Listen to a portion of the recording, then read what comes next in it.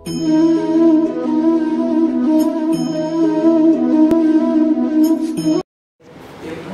Everyone. તો મિત્રો આપણે પ્રીવિયસ લેક્ચરમાં આઈયુપીએસસીની ચર્ચા કરતા હતા, રાઈટ? તો એ આઈયુપીએસસી નોમેનક્લેચર હતું, એ આપણે આલ્કીન અને આલ્કાઇનનું જોયેલું. આજે આપણે વાત કરવાની છે ક્રિયાશીલ સમૂહની. ઓકે, તો સ્પેશિયલી ફંક્શનલ ગ્રુપનો મિનિંગ શું થાય ભાઈ? ક્રિયાશીલ સમૂહ. શું થશે? ક્રિયાશીલ સમૂહ. ઓકે, હવે મિત્રો તમે નાના ધોરણમાં તમે આલ્કોહોલ, એસ્ટર, ઇથર, એમાઇન આવા નામ સાંભળેલા હશે. કાર્બોક્સિલિક એસિડ છે. તો આજે છે આપણે ડિટેલમાં છે અને ડિસ્કશન કરવાની છે. પણ મિત્રો આ લેક્ચર છે એ જોઈ લીધા બાદ જ આના પછીનો છે એ લેક્ચર જોવો. આ એક પર્સનલ રિક્વેસ્ટ છે, કારણ કે તો જ છે તમારો કન્સેપ્ટ છે એ બિલ્ડઅપ થશે. અધરવાઇઝ છે એ આના પછીનો લેક્ચર છે એ ફેલ જશે, રાઈટ? તો પહેલાં જે આ લેક્ચર છે એ જોઈ લેવો અને વ્યવસ્થિત છે એ સમજી લેવો. ઓકે, તો પહેલાં તો જુઓ ક્રિયાશીલ સમૂહ, પછી અહીંયા એનું આ બંધારણ લખેલું છે, અહીંયાનો પ્રતિ અને અહીંયા પૂર્વક. હવે મિત્રો આખી મેટર છે કોની ઉપર? આખી ગેમ છે ને એ પ્રત્યય અને પૂર્વકની છે. આખી ગેમ જે છે એ પ્રત્યય અને પૂર્વકની છે. સમજો ખાસ. હવે પ્રત્યય અને પૂર્વક જો અહીંયા બબે છે તો કે એકવાર ઓલ ને એકવાર હાઇડ્રોક્સી, આ કાંઈ ખબર નથી પડતી. એ જ સ્પેશિયલી છે એ તમારે સમજવાનું છે, તો જ આગળની મેટર છે એ તમને સમજાશે, બાકી કાંઈ નહીં સમજે. હવે સમજો આ જે છે આખું મેં અહીંયા તમારી સામે જે ડ્રો કરીને રાખ્યું છે, એક તો તમારે છે એ નેક્સ્ટ લેક્ચરમાં ડ્રો કરીને છે એ તમારી સામે રાખવાનું રહેશે. સમજો, માની લ્યો કે આ કાર્બનની છે એ લાંબામાં લાંબી શૃંખલા. ઓકે, હવે તમે અહીંયા હાઇડ્રોજનથી છે એ સંયોજકતા છે એની ઇઝીલી છે એ પૂરી કરી શકો છો. હવે સમજો, માની લ્યો કે તમારી પાસે છે એકવાર અહીંયા OH, તો કાંઈ પ્રશ્ન જ નથી. તો આમાં જે છે એ પ્રત્યય લાગી જશે ઓલ. સમજો, જ્યારે એક અને માત્ર એક જ ક્રિયાશીલ સમૂહ હાજર હોય, ઓકે, એક જ ક્રિયાશીલ સમૂહ છે એ હાજર હોય, ત્યારે માત્ર ને માત્ર શું લાગે? એક જ ક્રિયાશીલ સમૂહ હાજર હોય ત્યારે ભાઈ, તો કે પ્રતિ. ઓકે, તો વ્યવસ્થિત રીતે જો હું તમને નોંધ લખી દઉં, ખાસ સમજજો. આ ટેબલ પ્રમાણે છે હું તમને વાત કરું છું, ખાસ સમજજો. જ્યારે બંધારણમાં મીન્સ કે અણુમાં, જ્યારે અણુમાં એક જ ક્રિયાશીલ સમૂહ હાજર હોય ત્યારે સામાન્ય રીતે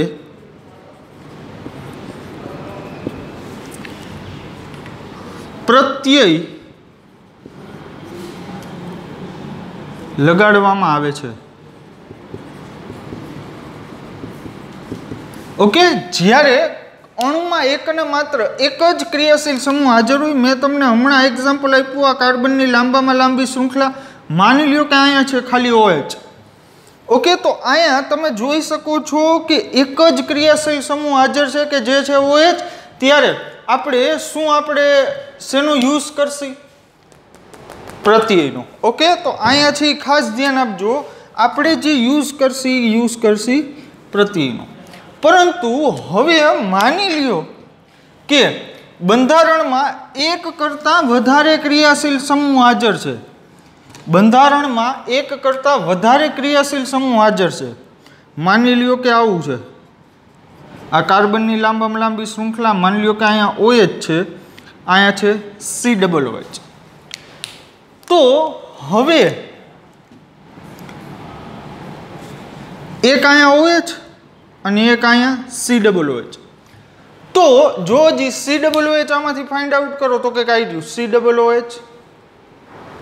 COOH માટે ઓઇક એસિડ પણ વપરાય અને કાર્બોક્સી પણ વપરાય. હવે OH બીજો હાજર છે અહીંયા OH માટે, તો કે OH માટે બે વસ્તુ વપરાય, ઓલ અને હાઇડ્રોક્સી. તો હવે પ્રશ્ન એ તો હવે બેયને શું પૂર્વગ જ આપવા, અથવા તો બેયને શું પ્રત્યય જ આપવા, અથવા તો બીજી પણ એક પોસિબિલિટી બને ને કે એકને પૂર્વગ એકને પ્રત્યય, અથવા તો આને પ્રત્યય આને પૂર્વગ. તો આ જે છે કન્ફ્યુઝન દૂર કરવા માટે એક ખાસ આખી એક સિરીઝ તૈયાર કરેલી છે, આપણે એના પ્રમાણે જવાનું છે. તો ખાસ સમજો. જો અહીંયા સૌથી પહેલી પ્રાયોરિટી તરીકે તમને શું દેખાય છે? COOH. અહીંયા શું છે? COOH. અને આપણો OH ક્યાં ગયો ભાઈ? તો કે કાઈ ગયો. તો હવે સમજો અહીંયા જે COOH જે છે ને એ COOH માટે લાગશે પ્રત્યય અને OH માટે લાગશે પૂર્વક. તો આના માટે જે છે એ શું લાગશે ભાઈ? પૂર્વક. શેના માટે? OH માટે. અને COOH માટે છે એ શું લાગશે? પ્રત્યય. તો આ શું કહેવા માંગે છે? નથી હજી ક્લિયર થતું. સમજો. હવે મેં તમને જે પહેલા જ લેક્ચરમાં IUPAC ના ઇન્ટ્રોડક્શનમાં જે મેં તમને એક ટેબલ બનાવી દીધું હતું, એમાં બે વસ્તુ હતી, એક પૂર્વગ અને એક પ્રત્યય. એમાં એક પૂર્વગ હતું, એક શું હતું ભાઈ? પ્રત્યય હતું. હવે સમજો, પૂર્વગ અને પ્રત્યયમાં પહેલા પૂર્વગ આવે અને પછી પ્રત્યય આવે. તો હવે આમાં આપણે એ જોવાનું છે કે પૂર્વગ હતું, પૂર્વગ બરાબર 2 ડિગ્રી પૂર્વગ. તો એમાંથી 2 ડિગ્રી પૂર્વગ તરીકે શું હતું? કયો જી મને? તો કે વિસ્થાપિત સમૂહ. 2 ડિગ્રી પૂર્વક તરીકે પહેલી જ જે આપણી કોલમ હતી એ ટેબલમાં એ શું હતું? વિસ્થાપિત સમૂહ. તો આમાં મોટી ગેમ એ જ છે કે COOH અને OH જે છે એમાં વિસ્થાપિત સમૂહ કોણ થઈ જાય? COOH અને OH જે છે એમાં વિસ્થાપિત સમૂહ કોણ થઈ જાય? તો કે એના માટે જ આખો આ ક્રમ છે. ખાસ સમજો, હું જે બોલું ભાર આપજો વાત ઉપર. OH અને COOH જે છે એમાં પહેલા કોણ છે? COOH. તો COOH માટે થઈ જશે પ્રત્યય અને આવડો આ પૂર્વક, એટલે OH જે છે અહીંયા થઈ જશે વિસ્થાપિત સમૂહ તરીકે. અને વિસ્થાપિત સમૂહ એટલે પૂર્વક, અને પૂર્વક હંમેશા પહેલા જ લખાય. કઈ વાત સમજાય? ઓકે. માની લ્યો કે હાલો હજી એક એક્ઝામ્પલ લઉં એટલે વધારે ક્લિયર થાય. માની લ્યો કે તમારી પાસે કંઈક આવું છે, કાર્બનની આ લાંબામાં લાંબી ચેઇન. ઓકે. હવે સમજો કે એક જગ્યાએ છે COOH. ઓકે. આમાંથી કોઈ પણ હોઈ શકે. અને એક જગ્યાએ માની લ્યો કે છે SO3H. તો સમજો હવે આ ક્રમ જે છે એ તમારે યાદ જ રાખવાનો છે, આમાં બીજો કાંઈ ઓપ્શન નથી. તો COOH અને SO3H માં પહેલા કોણ આવે છે? COOH. તો COOH જે છે એ આપણા માટે શું થઈ જશે? COOH પ્રત્યય. અને SO3H શું થઈ જશે? પૂર્વક. ક્લિયર થાય છે? ઓકે. તો SO3H માટે આ જે છે પૂર્વક તરીકે, તો અહીંયા સલ્ફોનિક એસિડ SO3H, તો પૂર્વક તરીકે શું છે? સલ્ફો. તો અહીંયા જે છે આપણે આને નામ શું આપશું? સલ્ફો. અને આને તો ઓઇક એસિડ અથવા તો કાર્બોક્સિલિક એસિડ. વાત સમજાઈ છે આખી? ઓકે. તો હજી હું વધારે છે એક્ઝામ્પલ લઉં એટલે તમને હજી પિક્ચર છે એ ક્લિયર થાય. તો ટૂંકમાં એક કરતાં જ્યારે વધારે ક્રિયાશીલ સમૂહ હાજર હોય ત્યારે છે આપણે આનો યુઝ કરશી અને ઓલા ટેબલમાં પ્રત્યય અને પૂર્વકનો યુઝ કરશી. સમજો, માની લ્યો કે કંઈક આવું છે. અહીંયા માની લ્યો કે છે તમારી પાસે OH, અહીંયા છે SO3H અને અહીંયા છે COOH. રાઈટ. તો હવે આ ત્રણે ત્રણ જે તમને ક્રિયાશીલ સમૂહ દેખાય છે એમાં પહેલી પ્રાયોરિટી કોણ છે? COOH. તો આવડો આ ક્યાં જશે? ક્યાં જશે ભાઈ? પ્રત્યયમાં. તો આ બંને શું થઈ ગયા? આ બંને વિસ્થાપિત સમૂહ. શું કામ? તો કે COOH પછી OH અને SO3H આવે છે. SO3H અને OH. તો ટૂંકમાં આ પ્રાયોરિટીના ઓર્ડરમાં જે પહેલા મળી જાય એ શું આવશે? પ્રત્યય. અને જે પછી મળે એ શું આવશે? વિસ્થાપિત સમૂહ. ક્લિયર થાય વાત? હજી એક એક્ઝામ્પલ લઉં, લાસ્ટ એક્ઝામ્પલ, એટલે તમને છે આખી ક્લિયર કટ છે ઇન્ફોર્મેશન છે એ મળી જશે. સમજો, માની લ્યો કે તમારી પાસે આવું છે અને અહીંયા છે NH2. ઓકે, પહેલા તો જુઓ જે આવડો છે એ સમૂહ કયો છે અહીંયા COH, C double bond O H, એટલે આવું ક્યાંય છે? યસ, આવી ગયું આલ્ડીહાઇડ. આલ્ડીહાઇડ અહીંયા ક્યાં છે? આવી ગયું. અહીંયા હજી એક ક્યાંક NH2 છે તો કે આવી ગયું.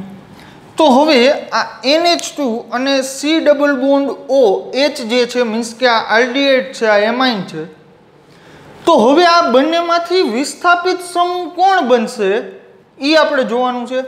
તો આ પ્રાયોરિટી ઓર્ડરમાં જુઓ જી, NH2 અને આલ્ડીહાઇડ, NH2 અને આલ્ડીહાઇડ, આ બેમાં પહેલા કોણ આવે છે ભાઈ? આલ્ડીહાઇડ.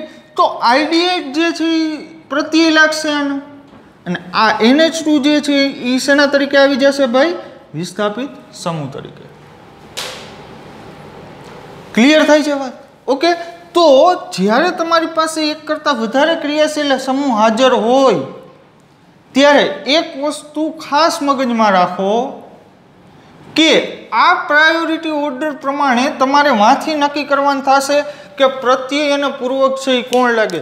હવે પ્રશ્ન મોટામાં મોટો પ્રશ્ન છે એ તમને અત્યારે મગજમાં સતાવે છે, જે હું સમજી ગયો છું કે આ જે મેટર છે આખી આ યાદ કેમ રાખવી. એનો એક અને માત્ર એક જ રસ્તો છે મિત્રો, તમારી પ્રેક્ટિસ, તમારી ધગસ, તમારી યાદ રાખવાની ક્ષમતા અને તમારો સબ્જેક્ટ પ્રત્યે રસ. જો આટલી મેટર ભેગી થાય એટલે આ જે છે એ કાંઈ યાદ રાખવું કાંઈ નાની મોટી વાત નથી. ઓકે, બહુ ઇઝી છે આ યાદ રાખવું.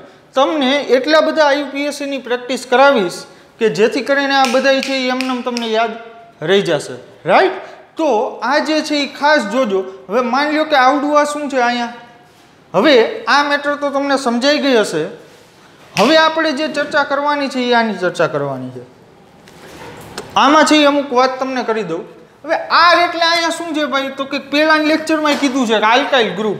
આલ્કાઇલ ગ્રુપ એટલે અહીંયા શું હોય? તો કે કાર્બનની ચેન. જો સમજો, માની લો કે તમારી પાસે આવું કંઈક છે, CH3 C double bond O CH3. તો આટલું આ મેટર કઈ છે? R. આ પણ શું છે? R.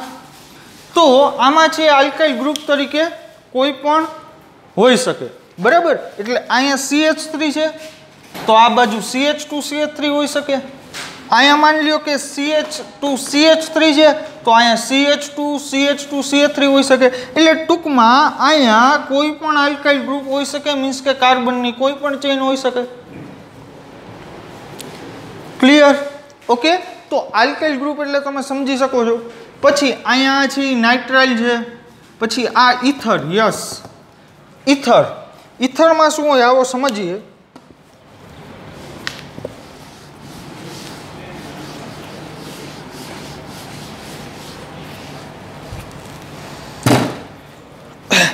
માની લ્યો કે તમારી પાસે આવું છે CH3 CH2 O CH3.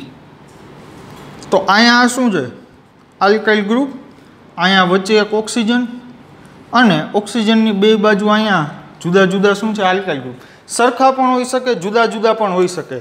અહીંયા CH3 તો અહીંયા CH3 હોઈ શકે, અહીંયા CH2 CH3 તો અહીંયા પણ CH2 CH3 હોઈ શકે.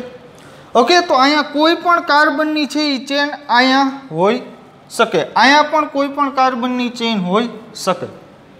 ક્લિયર? ઓકે. પછી આ છે કાર્બોક્સિલિક એસિડ COOH, જેને આપણે ડાયરેક્ટલી આમ લખી છે ને કે COOH, પરંતુ એ COOH એકચ્યુઅલમાં આમ હોય છે કાર્બન, આ ડબલ બોન્ડથી ઓક્સિજન, આ સિંગલ બોન્ડ O અને અહીંયા હાઇડ્રોજન. તો આ છે કાર્બોક્સિલિક એસિડ. પછી એસ્ટર. એસ્ટરમાં શું હોય? અને કાર્બોક્સિલિક એસિડ, આ બેમાં છે એ છોકરાઓને બહુ કન્ફ્યુઝન થાય છે, તો ખાસ સમજી લેજો કે આ બેમાં ડિફરન્સ શું છે. જોજો, પહેલાં તો તમારે એક કામ કરી નાખવાનું, C ડબલ બોન્ડ O અહીંયા O. હવે ખાસ સમજજો, જો આ ઓક્સિજન સાથે હાઇડ્રોજન જોડાયેલો હોય, કયા ઓક્સિજન સાથે? આ. તો આ શું બની જશે? એસિડ, એટલે કે કાર્બોક્સિલિક એસિડ. અને અહીંયા આ રીતનું હોય, આલ્કાઇલ ગ્રુપ જોડાયેલું હોય અહીંયા કોની સાથે? આ ઓક્સિજન સાથે. એટલે દાખલા તરીકે આવું હોય C ડબલ બોન્ડ O, અહીંયા CH3, તો આલ્કાઇલ ગ્રુપ આવી ગયું. તો આ શું થઈ જાય? એસ્ટર. ઓકે, તો કાર્બોક્સિલિક એસિડ અને એસ્ટરમાં ફેર કેટલો ભાઈ? તો કે ક્યાંય ઓક્સિજનની જગ્યાએ અહીંયા ઓક્સિજનની સાથે અહીંયા હાઇડ્રોજન હોય તો એસિડ, અને ઓક્સિજનની સાથે કોઈ પણ કાર્બન છે ડાયરેક્ટલી એટેચ હોય તો એ હંમેશા શું થઈ જશે? એસ્ટર. ક્લિયર? ઓકે, હાલો. તો એસ્ટર માટે છે O8 વપરાય, આલ્કોક્સી કાર્બોનિલ વપરાય. એની આપણે છે નેક્સ્ટ લેક્ચરમાં ડિટેલમાં ડિસ્કશન કરીશું કે ક્યારે છે O8 વાપરવો, ક્યારે છે આલ્કોક્સી કાર્બોનિલ વાપરવો. પછી આ જે છે એ છે એસાઇલ હેલાઇડ. એસાઇલ હેલાઇડ તો અહીંયા C ડબલ બોન્ડ O સાથે એકવાર હાઇડ્રોજન કનેક્ટ હતો તો એસિડ, મીન્સ કે કાર્બોક્સિલિક એસિડ, આલ્કાઇલ ગ્રુપ હતું તો એસ્ટર. હવે માની લ્યો કે આવું કંઈક છે C ડબલ બોન્ડ OX. હવે મેં તમને X વિશે વાત કરેલી.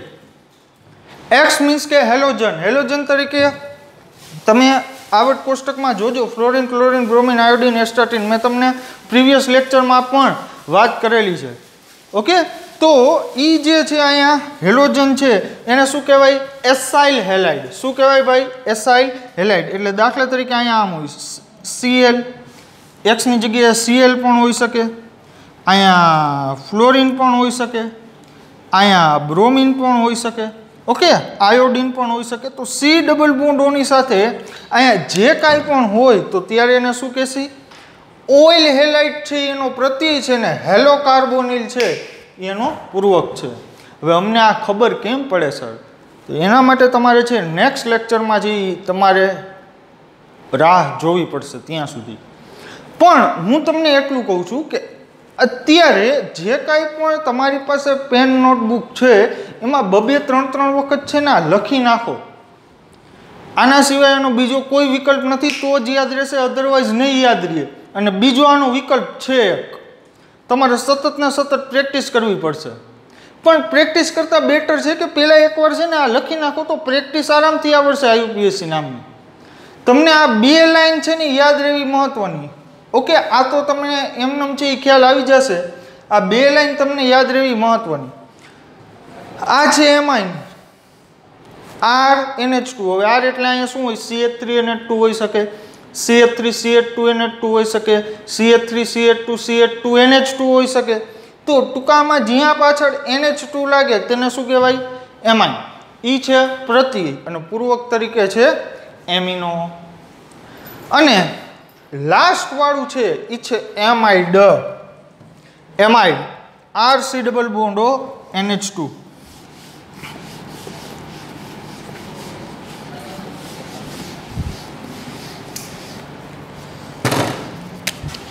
RC double bond O NH2. Okay, તો હવે પહેલાં જો આમાં યાદ રાખવાની એક તમને એક સુપર ટ્રીક કહી દઉં. અહીંયા C ડબલ બોન્ડ O વાળા જે છે ને, ઓકે, એટલા તો તમને છે એ આસાનીથી યાદ રહી જશે. કારણ કે એકમાં હાઇડ્રોજન આવે તો એસિડ, આલ્કાઇલ આવે તો એસ્ટર, પછી NH2 આવે. જોકે અહીંયા તો ઓક્સિજન નથી, એસ્ટર અને કાર્બોક્સિલિક એસિડમાં જ જે છે એ અહીંયા ઓક્સિજન સાથે હાઇડ્રોજન અને આલ્કાઇલ છે. બાકી આમાં છે એ ખાસ ધ્યાન રાખજો, આમાં છે એ લોચો પડી શકે. જુઓ, અહીંયા એકેય ઓક્સિજન નથી જ્યારે અહીંયા ઓક્સિજન છે.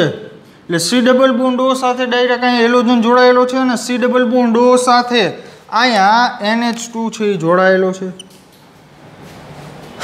ક્લિયર થાય? સમજાય? ઓકે, તો આ જે છે એ શું છે? એમાઇડ. તો આ દરેક વસ્તુ આપણે વ્યવસ્થિત જોવાની છે. પહેલાં હું તમને કહું એટલું કરો, તમે આ ટેબલ જે વ્યવસ્થિત લખી નાખો. અને પછી છે એ SO3H. હવે SO3H નું સ્ટ્રક્ચર છે એ કેમ હોય એ તમને કહી દઉં. આને કહેવાય સલ્ફોનિક એસિડ. શું કહેવાય ભાઈ? Sulphonic acid. તો જ્યારે આ કોકની હારે કનેક્ટેડ હોય, મીન્સ કે કોકની હારે કનેક્ટેડ હોય એટલે શું કહેવા માગો છો તમે? એ જ સમજાવું છું. માની લો કે અહીંયા આલ્કાઇલ ગ્રુપ હોય એકાદું, CH3 હોય જી. ઓકે, પછી અહીંયા CH2 CH3 હોઈ શકે. એટલે કોઈ પણ ટૂંકમાં છે અહીંયા આલ્કાઇલ ગ્રુપ હોઈ શકે. ટૂંકમાં કહું તો અહીંયા છે કોઈ પણ કાર્બન સાથે છે સલ્ફર કાર્બન સલ્ફર બોન્ડ હોઈ શકે. તો મિત્રો હું તમને હાથ જોડીને વિનંતી કરું છું કે આ ટેબલ છે એ આવડી ગયા પછી જ આપણે IUPAC ઉપર જે ચર્ચા કરી શકશું. આના વગર એક સ્ટેપ આપણે આગળ વધી નહીં શકીએ.